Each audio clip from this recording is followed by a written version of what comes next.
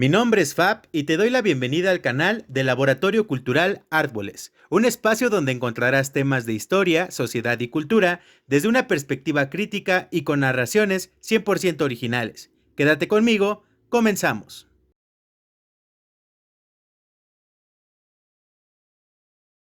El tema es la Revolución Mexicana, uno de los procesos históricos más ideologizados romántica y tendenciosamente. Ha sido un episodio narrado desde la óptica simple del relativismo, hallado en el discurso nacionalista que no es otra cosa que la invención del México actual, un México colorista y costumbrista, como ya nos advertía José Revueltas. Justo a partir de este proceso hallaremos el nacimiento de muchos de los distintivos que rinden sentido a los imaginarios colectivos que enredan a este territorio, y también encontraremos las bases de distintos elementos que construyen a la identidad nacionalista, tanto ideológica como pragmáticamente hablando. Por mencionar algunos y de los cuales seguramente conoces, son el muralismo, la perspectiva vasconcelista en la educación, el símbolo zapatista, el partidismo político mexicano y hasta las construcciones de personalidad nacional como lo es el bigote, la trenza, el sombrero y por supuesto el machismo, que si bien no es garantía que haya sido exactamente así, el cine de oro y hasta algunas caricaturas se encargaron de reafirmar. Si te llamó la atención, quédate conmigo, abordaremos el tema de la Revolución Mexicana en 2 videos, y esta es su primera parte. El antecedente histórico comienza con la muerte de Maximiliano de Habsburgo y la restauración de la República por parte de Benito Juárez y Lerdo de Tejada. Ahí se destaca las leyes de desamortización que impedían poseer bienes raíces a todas las corporaciones civiles o religiosas, es decir, pueblos y órdenes religiosas. Esto provoca que surjan nuevas clases sociales, principalmente integradas por militares poderosos, y la primera ola de burgueses mexicanos no criollos, no clericales, sino empresarios de minas, latifundistas y comerciantes. Uno de ellos, el joven Porfirio, quien había servido como general en la campaña juarista, toma gran fama, pues fue él quien realizó la mayor parte de los preparativos para la entrada triunfal de Benito Juárez a la Ciudad de México, en el episodio llamado La República Restaurada. Dirían por ahí que no hubo tiempo más glorioso para ese personaje.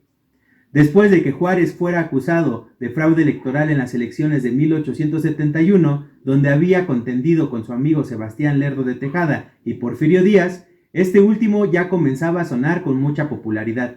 Sin embargo, Sebastián lo fue más en las elecciones extraordinarias del 72, situación que dejaría como presidente de la República a Sebastián, mismo que se encargaría de dar continuidad a la política juarista. Terminado el periodo de Sebastián, él se religió y ganó en 1876. No obstante, fueron acusados de fraude nuevamente, y Porfirio Díaz se levantó en armas mediante el plan de Tuxtepec. Esto le serviría para hacer una jugada interesante que comenzaría con itineratos, y después con su segunda postulación a presidente de la República en 1877, y de la cual, en esta ocasión, sí saldría victorioso en ocupar la silla hasta 1880. Podemos decir que el porfirismo se apuntala ahí. Sin embargo, fue un momento donde su popularidad política no era fuerte. Para eso, en las elecciones de 1880, Porfirio se replegaría mientras que Manuel González, cercano a Díaz, se erigía presidente hasta 1884. Durante esos años, Porfirio empleó una política de alianzas que le darían el contentillo popular y también el de las clases políticas y aburguesadas del país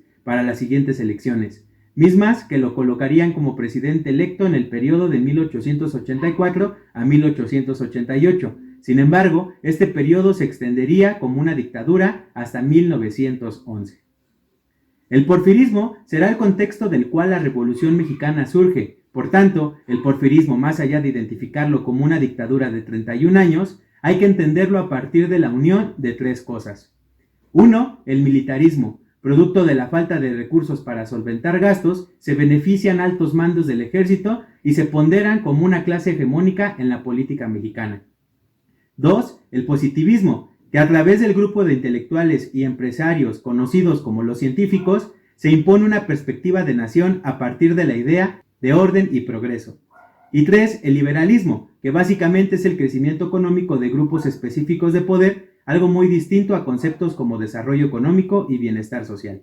Expliquemos mejor este punto. El liberalismo porfirista se definió por inversiones extranjeras, las cuales alcanzaron enormes proporciones, ramas completas de la economía, como la minería, el petróleo, los ferrocarriles, la electricidad y los bancos. Por esta razón, tal y como pasa en el neoliberalismo, el 80% del capital financiero estaba en manos de extranjeros y 45.7% de ese era de franceses. De ahí que Porfirio tuviera gran obsesión con dicha cultura.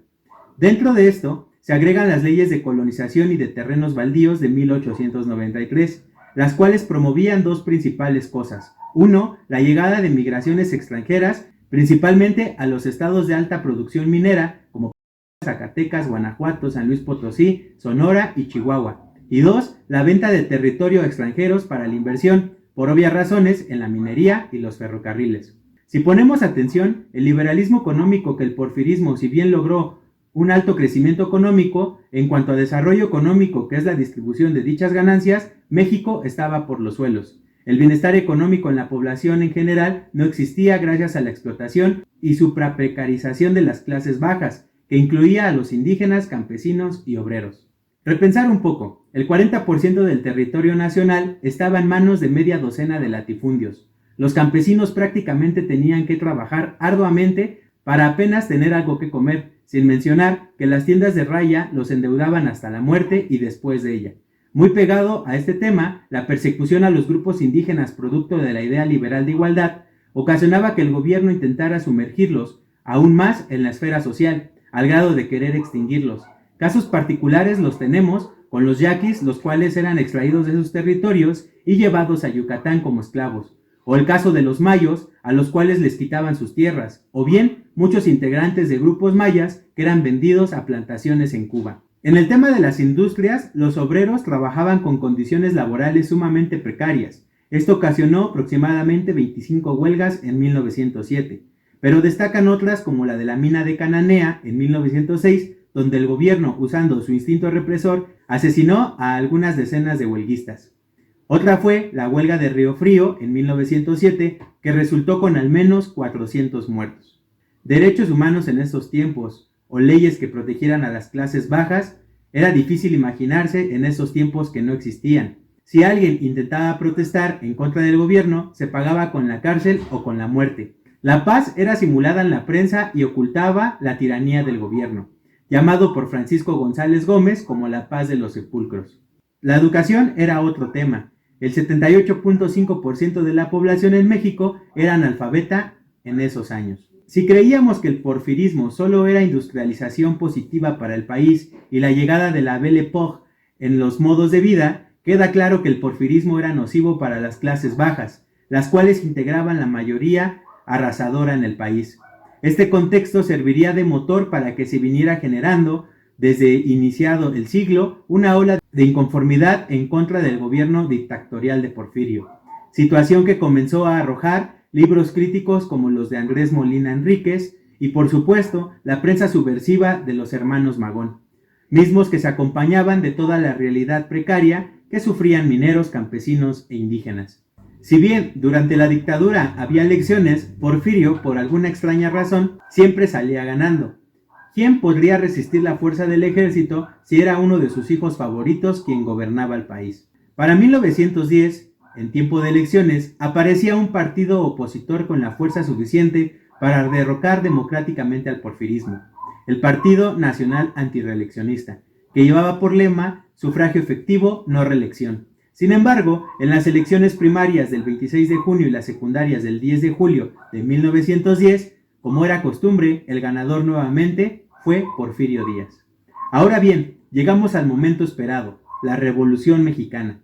Oficialmente, el movimiento armado de la Revolución Mexicana inicia con la promulgación del Plan de San Luis, un documento redactado el 5 de octubre de 1910 por Francisco Ignacio Madero, primer líder del movimiento revolucionario y candidato presidencial por el Partido Nacional Antirreeleccionista. Este plan desconocía el triunfo de Porfirio. En un inicio, el levantamiento en armas no devenía de dicho llamado, sino más bien por el descontento de las clases bajas que habían sufrido por décadas. Aquí aparecen nombres como el de Emiliano Zapata, Pascual Orozco, Francisco Villa y los primeros mártires de la revolución, los hacendados hermanos Cerdán. El resultado de dicha presión fue la renuncia de Porfirio Díaz el 25 de mayo de 1911. A su renuncia queda como presidente interino Francisco León de la Barra, mientras que acontecían las elecciones. Siendo las primarias el 1 de octubre y las secundarias el 15 de octubre de 1911, en ellas se eligieron los siguientes cargos por elección popular: como presidente, Madero, y como vicepresidente, Pino Suárez, quienes ocuparían sus cargos del 6 de noviembre de 1911 al 6 de noviembre de 1916. Parecía que finalmente los 31 años de porfirismo acabarían y llegaría un nuevo modo de política en México. Pero veremos que solo era el inicio de una década sangrienta en la historia de México. Te invito a ver la segunda parte de esta miniserie y que reflexionemos juntos sobre este tema. Ya nos vemos.